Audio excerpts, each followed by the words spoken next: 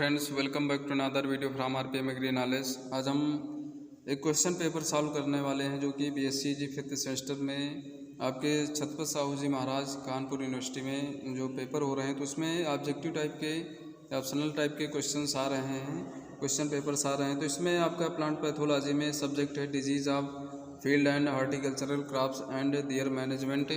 तो इसको आज हम सॉल्व करने वाले हैं। तो आइए शुरू करते हैं आज का वीडियो लेक्चर। इसमें जो पहला क्वेश्चन दिया गया है, स्क्लेरोटीनिया रोग कारक है या जो स्क्लेरोटीनिया पैथोजेंस है ये आपके सॉइल बॉर्न पैथोजेंस है, ये मृदा जनित होता है, अर्थात ये मृदा के द्वारा फैलता है। इसके बाद अगला क्वेश्चन है suitable control measures for the brinjal sclerotinia blight या बैंगन के स्क्लेरोटीनिया अंगमारी रोग की उपयुक्त नियंत्रण विधि है। तो इसमें ये आपके सॉइल बॉर्न पैथोजन है, इसके लिए क्या करना चाहिए, गर्मी की गहरी जुताई भी आवश्यक है और मृदा सौरीकरण या सॉयल सोलराइजेशन भी है। इसके अलावा क्रॉप रोटेशन है, जिसके कारण मृदा में जो पैथोजन्स के इनोकुलम पाए जाते हैं वो पूर्णतया नष्ट हो जाएं और आपके वहाँ पर प्लांट्स फील्ड पर इसके पैथोजन ना होने के कारण रोग ना उत्पन्न हो सके। इसमें ऑप्शन आपका डी सही है, ऑल ऑफ द अबव इसमें। इसके बाद अगला है हरी मूंग के सर्कोस्पोरा पण धब्बा रोग का कारक है। तो इसमें जो कारक है वो सर्कोस्पोरा विंगा के द्वारा ये डिजीज़ फैलता है। इसके बाद अगला है मूंग के वेब अंगमारी रोग का कारक है, जो वेब ब्लाइट ऑफ मूंग है ये इसमें राइजोक्टोनिया के द्वारा फैलती है। तो इसमें ऑप्शन ए सही है। इसके बाद अगला क्वेश्चन है वेब अंगमारी रोग है। जो वेब अंगमारी रोग है वो आपका वायु जनित या एयरबॉर्न होता है। इसके पैथोजेंस वायु के द्वारा एक स्थान से दूसरे स्थान या एक फील्ड से दूसरे फील्ड पर जाते हैं या एक प्लांट से दूसरे प्लांट पर जाते हैं, अर्थात वहाँ पर और इन्फेक्शन करने का कार्य करते हैं। इसके बाद अगला है मूंग के पीला मोज़ेक रोग का विषाणु जो है वो फैलता है, अर्थात इसका वेक्टर क्या है। तो इसमें आपके वाइट फ्लाई के द्वारा या सफ़ेद मक्खी के द्वारा ये जो मूंग येलो मोज़ेक डिजीज़ वायरस है ये फैलता है। इसके बाद अगला है क्वेश्चन है हमारा ओल्डेस्ट फंगीसाइड या पुरातन कवकनाशी है। तो सबसे पहले सल्फर कवकनाशी को माना जाता है जो कि सबसे पुरातन फंगीसाइड है। इसके बाद अगला क्वेश्चन है माध्यम में संपिंडन का पदार्थ है या सोलिडिफाइंग जो एजेंट होता है वो अगर होता है। इसके बाद अगला है क्वेश्चन है 9 फंजाई एंड प्लांट डिजीज़ जो बुक है ये किसने लिखी थी। तो इस बुक को मुंदकर साहब ने लिखी थी। इसके बाद अगला क्वेश्चन है निम्नलिखित में से एक डिसऑर्डर है। तो इसमें डिसऑर्डर जो होते हैं वो आपके एबायोटिक या अजैविक कारकों द्वारा फैलते हैं, तो उनको हम डिसऑर्डर के नाम से जानते हैं। तो इसमें एक ही है जो कि खैरा डिजीज़ आपके जिंक की कमी के द्वारा फैलता है। तो इसमें ए ऑप्शन आपका सही होगा। इसके बाद अगला है केले के बंची टॉप विषाणु की अनुवांशिकी है।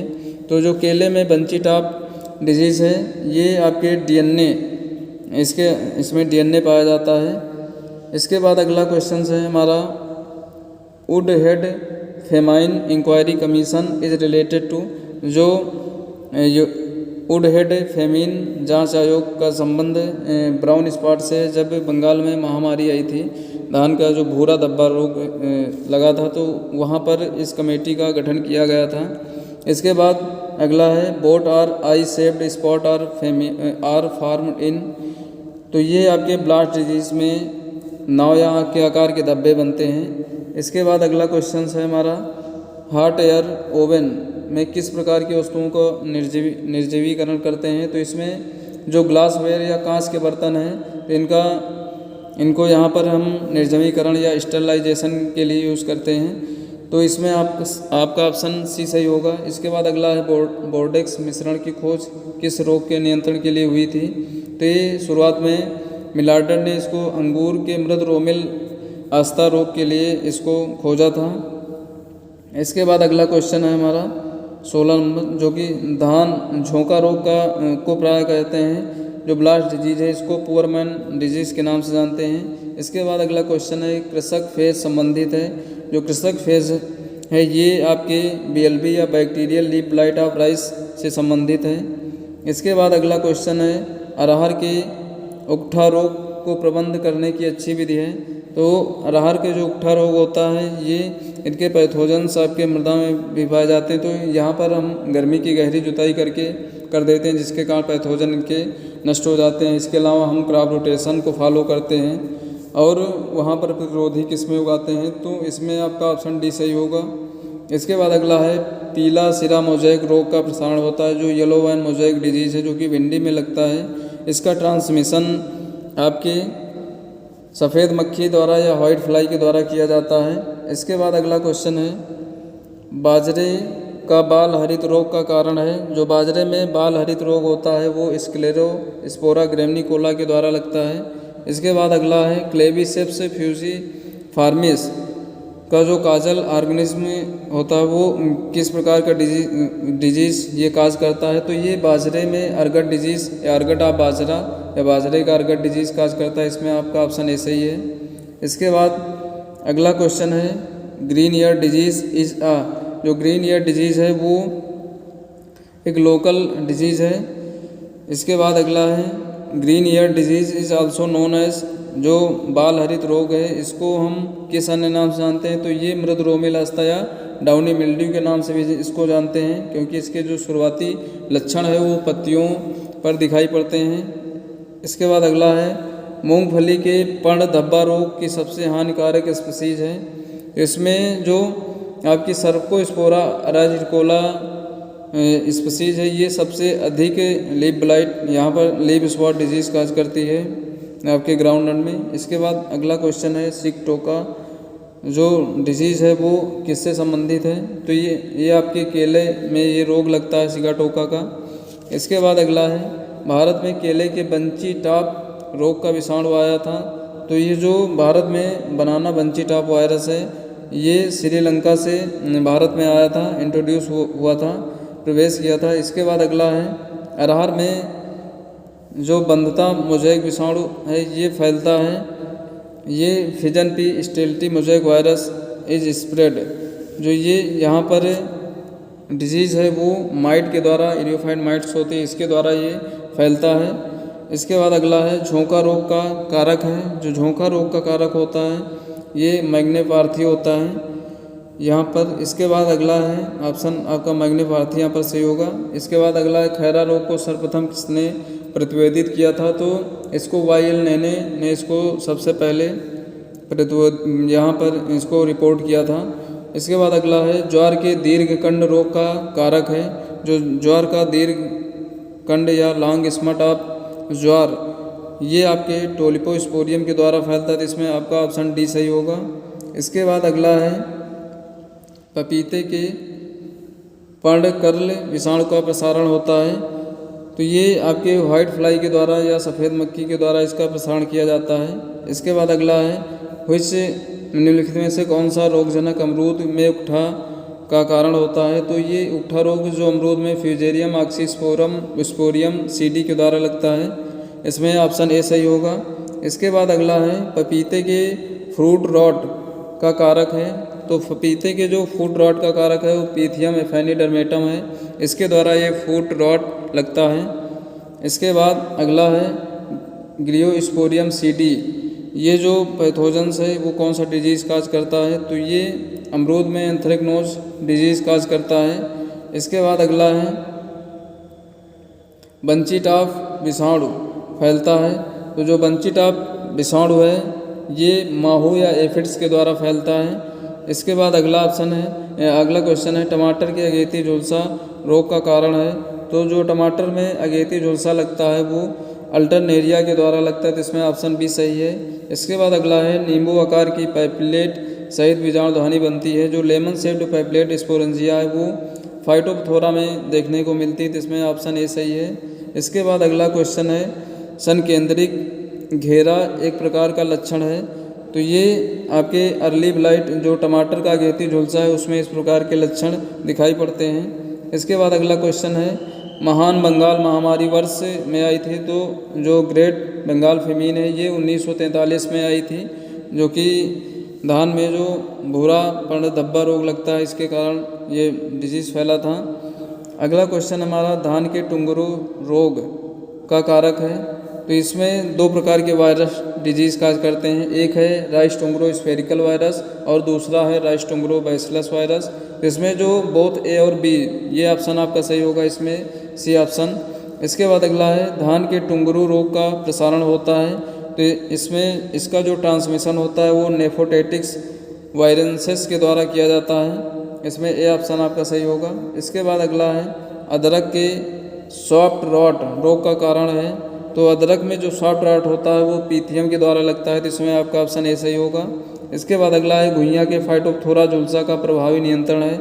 इसमें जो घुइयाँ में आपके फाइटोप्थोरा लगता है, इसमें वीटावैक्स नामक जो दवा है वो ज़्यादा इफेक्टिव मानी जाती है। इसके बाद अगला क्वेश्चन हमारा बीन के जीवाणु झुलसा का कारण है, तो जो बीन्स में जीवाणु झुलसा है वो आपके कॉमन ब्लाइट है, तो वहाँ पर जेंथोमोनास के द्वारा लगता है। इसमें दोनों प्रकार के जीवाणु स्यूडोमोनास और जेंथोमोनास काज करते हैं। अब एग्जामिनर के ऊपर इसमें कौन सा आपका क्वेश्चन सही करता है, इसमें ज़्यादातर आपके जेंथोमोनास के सही होने के चांसेस हैं।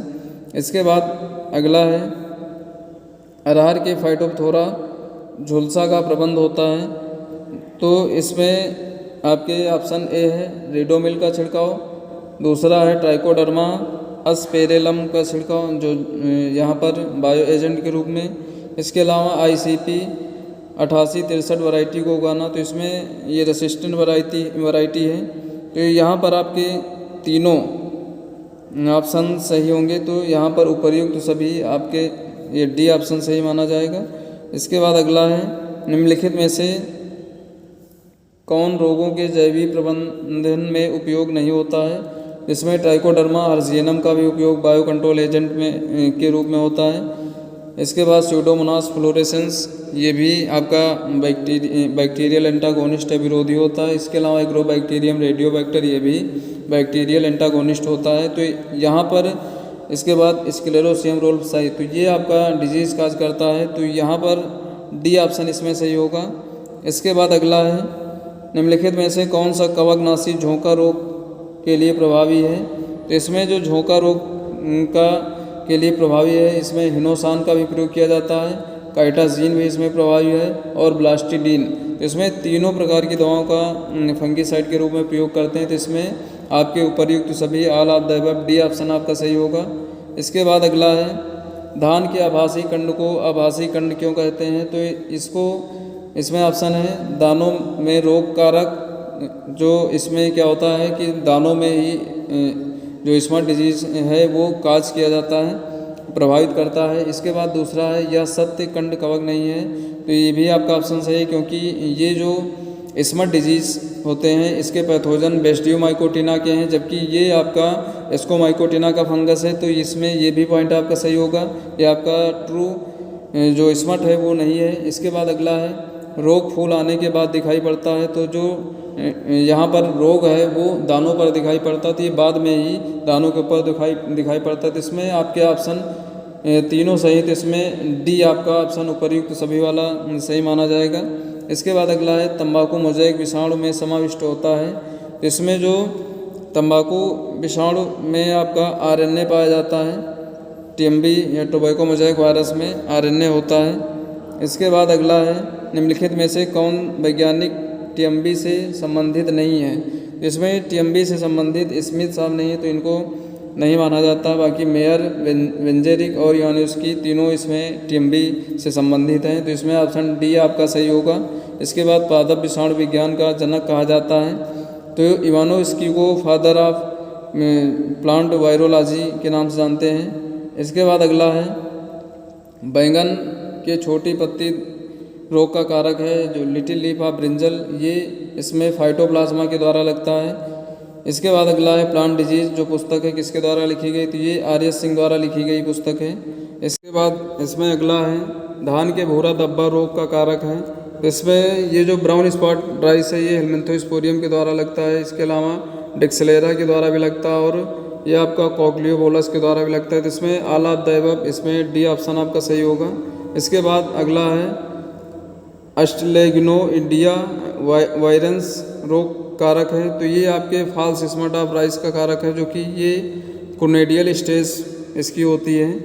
इसके बाद अगला है मक्के के डंठल विगलन रोग का कारक है। जो स्टाल्क रॉट ऑफ मेज है वो पीथियम के द्वारा लगता है। इसके बाद अगला हमारा क्वेश्चन है, निम्नलिखित में से कौन सा जोड़ा सुमेलित नहीं है। तो इसमें पहला जो ऑप्शन दिया गया है brown stripe downy mildew of maize, जो कि स्क्लेरोप्थोरा रेसी है, जो कि आपका सही ऑप्शन है। इसके अलावा दूसरा है यहाँ पर डाउनी मिल्ड्यू ऑफ मेज, जो कि आपके पेरेनोस्क्लेरोस्पोरा सैकेराई के द्वारा लगता है, ये भी आपका ऑप्शन करेक्ट है। इसके बाद अगला है C number Philippine downy mildew of maize, जो कि पेरेनोस्क्लेरोस्पोरा फिलीपिनेंसिस के द्वारा लगता है, ये भी ऑप्शन सही। तो इसके बाद चौथा जो ऑप्शन है ये सोरगम डाउनी मिल्ड्यू, जो मक्के का ज्वार मधुरोमिल आता है स्क्लेरोस्पोरा सोरगाई, ये इसमें ऑप्शन कुछ ठीक नहीं लग रहा। तो इसमें आपका ये डी वाला क्वेश्चन जो ऑप्शन है ये सही माना जाएगा क्वेश्चन के दृष्टिकोण से। बाकी इसमें ये सभी जोड़े सुमेलित हैं, यही एक जोड़ा जो कि आपका गलत लग रहा है, तो ये आपका गलत होगा। इसके बाद अगला है क्रूसीफर फसल का काला विगलन रोग का कारक है। जो क्रूसीफर में काला विगलन रोग होता है वो ज़ैंथोमोनास के द्वारा लगता है। इसके बाद अगला क्वेश्चन है क्रूसीफर के अल्टरनेरिया पर्ण धब्बा रोग का विशेष लक्षण है। तो इसमें कंसेंट्रिक रिंग या संकेंद्रिक घेरा भी बनते हैं। इसके अलावा टारगेट बोर्ड धब्बा इसका भी निर्माण होता है। तो इसमें एक ऑप्शन आपका ए बी दोनों दिया गया है, तो इसमें आपका डी ऑप्शन सही माना जाएगा। इसके बाद लास्ट क्वेश्चन है, इसमें बैंगन की फोमोप्सिस क्षीणता रोग का कारक किस रूप में जीवित रहता है। तो इसका जो पैथोजेंस आपका फोमोप्सिस ब्लाइट है, जो कि ब्रिंजल में है, तो ये सर्वाइव मृदा में माइसीलियम के रूप में पाया जाता है, वहाँ पर सर्वाइव करता है। तो ये हमारा आज का क्वेश्चन पेपर था। तो कैसा लगा हमारा आज का वीडियो कमेंट बॉक्स में ज़रूर बताएं। वीडियो को ज़्यादा से ज़्यादा शेयर करें, लाइक करें और चैनल को सब्सक्राइब करें। धन्यवाद।